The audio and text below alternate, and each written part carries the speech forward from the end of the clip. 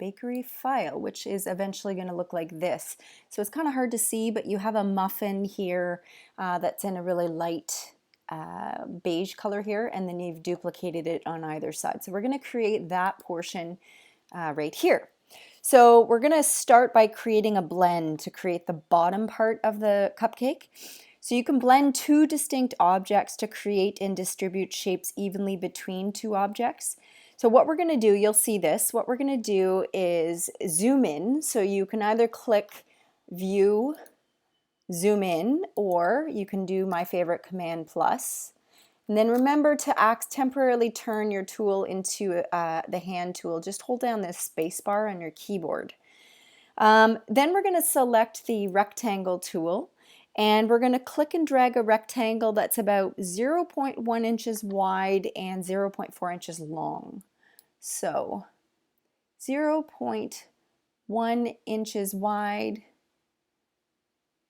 Oops, sorry about that. Something's up here. I'm going to reset my essentials again after.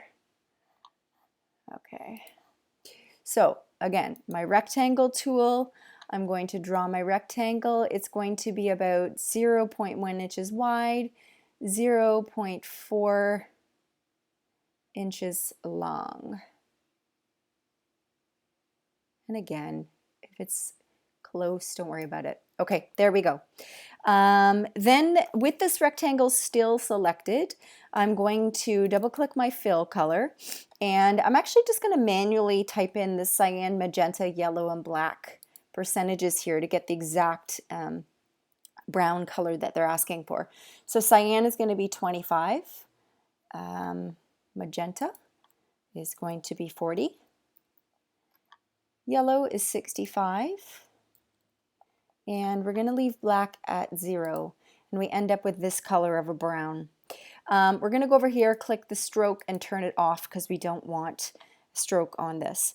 Then we're going to position the pointer over the center widget, and we're going to press and hold Option or Alt so that we can duplicate this, and Shift so that it stays constrained to the same latitude as this current one. It's going to be on the same horizontal axis. So I want to make these about 0.5 inches in distance. So again, I'm holding Alt or Option and Shift, and I'm going to drag these. You know, notice the Smart Guide, this pink line that's showing me that I'm still in the same horizontal axis as the original. So there we go, 0.5 inches distance. Then I'm going to double click the blend tool in the tools panel and make sure that specified shapes is selected here from the drop down, and make sure that you've got 3 typed into this option here, and OK. And then I'm going to click within the circle on the left, and once I get this symbol that you see here that's in right here that I'm moving around, I'm going to click there, and then I'm going to go over here, and as soon as I see it here, I'm going to click it, and there we go. We have a blend of 2 objects. Then I'm going to up here, Object,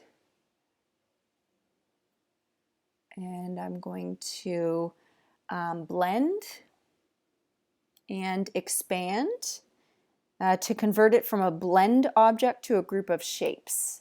Okay, there we have a group of shapes. Now we're on page 19 of this lesson, and as you're going to see in Illustrator, there's a ton of different ways, and in Photoshop too, to do various things. So there's a ton of different ways to move, rotate, scale, distort objects.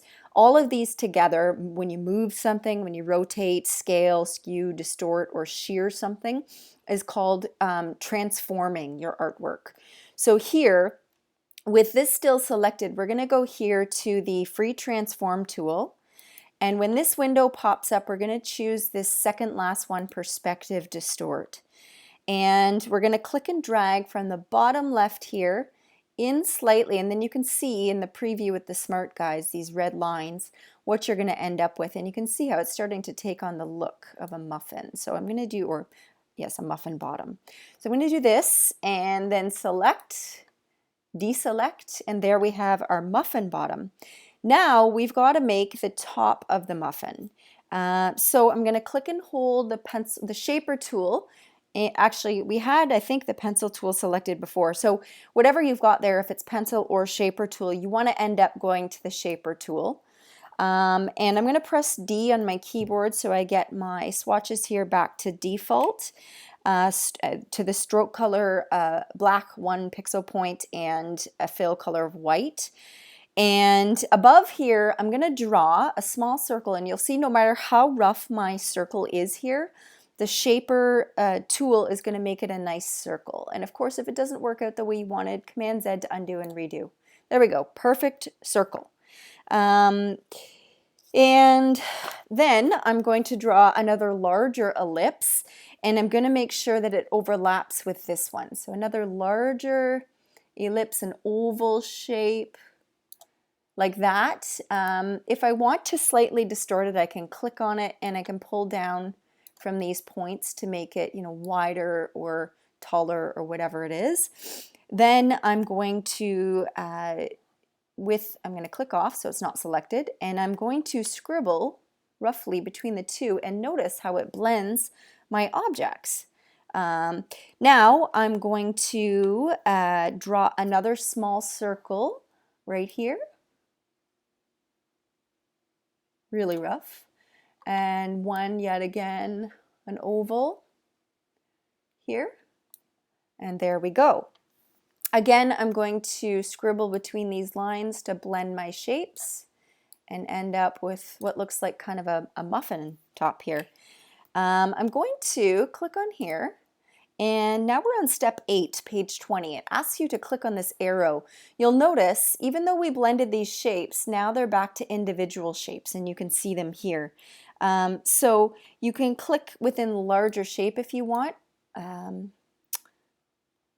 And you can drag it to move it a bit. Let's go back up here.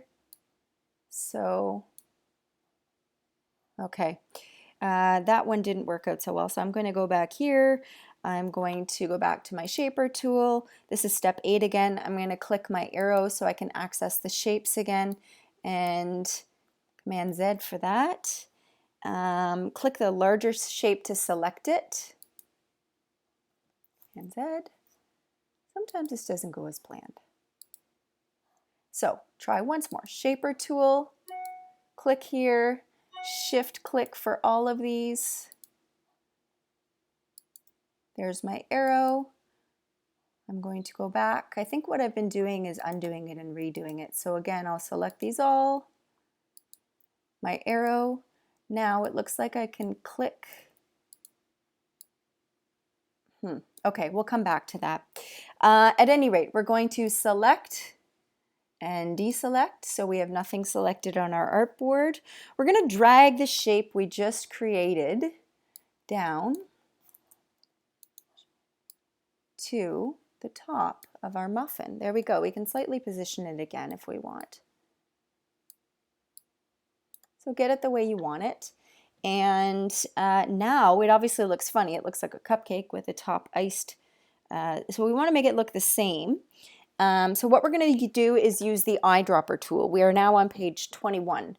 So at the times you may want to copy appearance attributes like text formatting, fill, or stroke from one object to another. And you can do all of this with the eyedropper tool. And the eyedropper tool is right here. So we selected that. Now we're going to click within the objects. There we go. We just click the bottom part to match the top color to that. Now we're going to select all active on artboard and object, group, and we've grouped them all together. So now you can see if we go to the selection tool and try to pick it up, it moves as a group. Now we're going to go on to move on to the next part of the lesson. So what I want to do again is object. I think I need this. Object, hide, selection. And there we go. Now, of course, file and save, and we'll move on to the next part of the lesson.